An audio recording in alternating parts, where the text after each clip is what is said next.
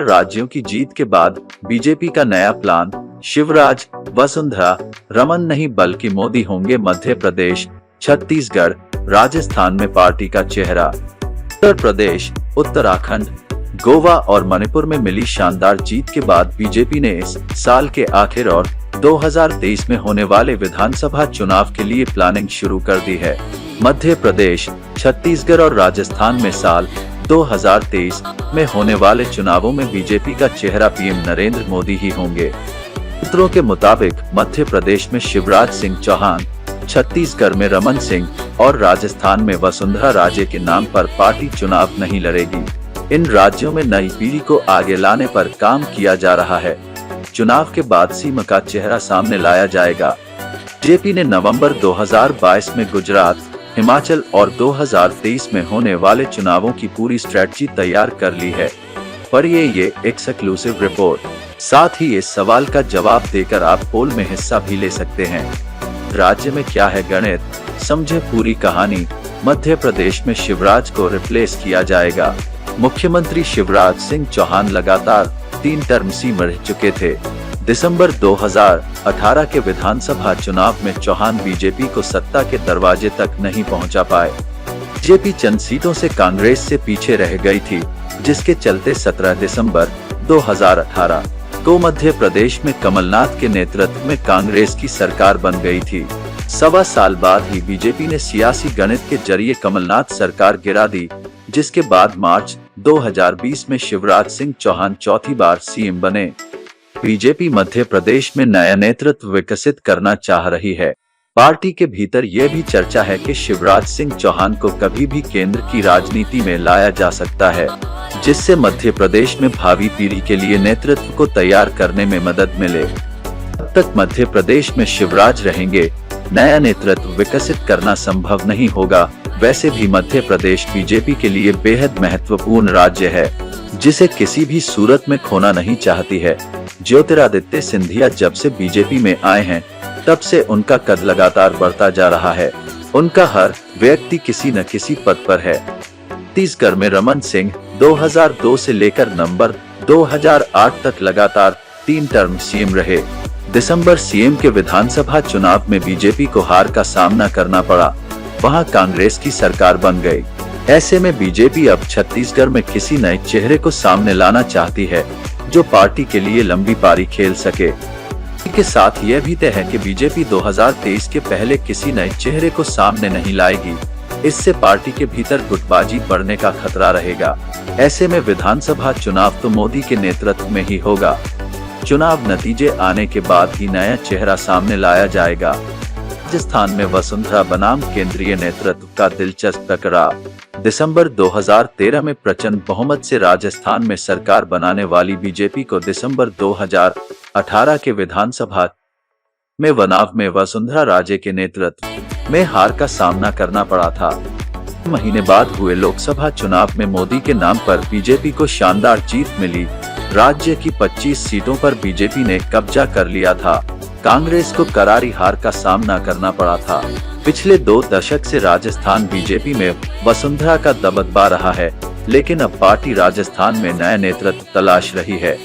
वसुंधरा के समर्थक उन्हें सीएम चेहरा घोषित करने की मांग लगातार कर रहे हैं, लेकिन राजस्थान जाकर केंद्रीय गृह मंत्री अमित शाह साफ संकेत दे भी चुके हैं कि 2023 का विधानसभा चुनाव नरेंद्र मोदी के नेतृत्व में लड़ा जाएगा। किसी शख्स को चुनाव में चेहरा नहीं बनाया जाएगा। पार्टी के लिए भी ये बड़ा सियासी संदेश माना जा रहा है। पार्टी विधानसभा चुनाव के बाद किसी चेहरे को सामने लाएगी, ताकि अगले 1 से 2 दशक तक राजस्थान में पार्टी के सामने नेतृत्व का संकट पैदा न होने पाए। राजनीतिक विश्लेषक और वरिष्ठ पत्रकार प्रदीप सिंह का भी मानना है कि बीजेपी का राष्ट्रीय नेतृत्व मध्य प्रदेश, छत्तीसगढ़ और राजस्थान में नया चेहरा लाना चाह रहा है, लेकिन चुनाव से पहले किसी चेहरे को प्रोजेक्ट करना पार्टी के लिए मुश्किल है, क्योंकि इससे गुटबाजी की आशंका रहेगी। को देखते हुए बीजेपी तीनों ही राज्यों में पीएम नरेंद्र मोदी के नाम पर 2023 का चुनाव लड़ेगी। हिमाचल में उपचुनाव में हार से जयराम के नेतृत्व पर सवाल। बीजेपी के लिए हिमाचल भले ही छोटा राज्य हो, लेकिन प्रदेश बीजेपी के लिए काफी अहम है। पिछले साल नवंबर में हुए उपचुनाव में मंडी लोकसभा और अर्की, जुब्बल कोटखाई और फतेहपुर विधानसभा सीट से बीजेपी को बड़ी हार का सामना करना पड़ा है। इसके बाद बीजेपी सीएम जयराम ठाकुर के नेतृत्व को लेकर गंभीर हो गई है। पार्टी के राष्ट्रीय अध्यक्ष जेपी नड्डा भी इसी राज्य से आते हैं। जिस तरह से उत्तराखंड में बीजेपी की जीत हुई है, उसी तर्ज पर पार्टी इस साल नवंबर में होने वाले विधानसभा चुनाव में वापसी करना चाहती है। ही नहीं, पार्टी उस परंपरा को भी तोड़ना चाहती है जिसमें एक बार कांग्रेस और दूसरी बार बीजेपी की सरकार अब तक बनती रही है। उत्तराखंड में बीजेपी ने ऐसा कर भी दिखाया है। राज्यों में हो चुका है नेतृत्व परिवर्तन। गुजरात, इसी साल के आखिर में गुजरात में विधानसभा चुनाव होंगे। चुनाव से ठीक 15 महीने पहले सितंबर 2000 में बीजेपी ने तत्कालीन सीएम विजय रूपानी को बदल दिया गया था। पहली बार के विधायक बने भूपेंद्र पटेल को सीएम बनाया गया।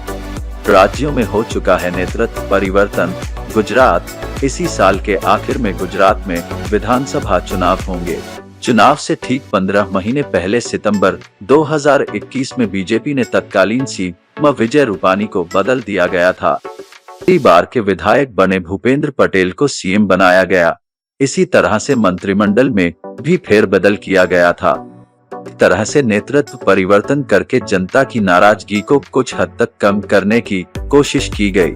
गुजरात पीएम नरेंद्र मोदी और केंद्रीय गृह राज्य मंत्री अमित शाह का गृह राज्य है। ऐसे में इस राज्य में भाजपा को मजबूत बनाए रखना मोदी और शाह की जोड़ी के लिए जरूरी है, जिससे देश में ये संदेश न जाने पाए कि गृह राज्य में ही उनकी पकड़ कमजोर होने लगी है। कर्नाटक, बीजेपी ने 78 की उम्र पार कर चुके बीएस येदियुरप्पा को सीएम पद से हटाकर बसवराज बोम्मई को नया सीएम बनाया। भाजपा शासित राज्यों में येदियुरप्पा ही सबसे अधिक उम्र के सीएम थे। सामान्य तौर पर भाजपा 75 की उम्र पार करने वाले नेताओं को केंद्रीय मंत्री या मुख्यमंत्री के पद पर नहीं रख रही है। इसी को देखते हुए ये बदलाव किया गया। यहाँ भी मई 2023 में विधानसभा के चुनाव होंगे।